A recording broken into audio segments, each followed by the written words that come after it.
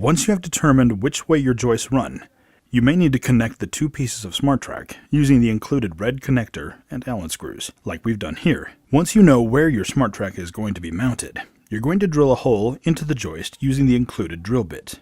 If the joists run parallel to the garage door, and therefore your SmartTrack is one long connected piece, we recommend drilling your hole in the center joist, and then using your socket wrench, install the first lag bolt through the center of the SmartTrack. Measure the distance from each end of your SmartTrack to the wall to make sure it is straight. Use your stud finder to locate your joist and drill through one of the holes in the SmartTrack into the proper joist. Then install at least 2 more lag bolts, one in each end.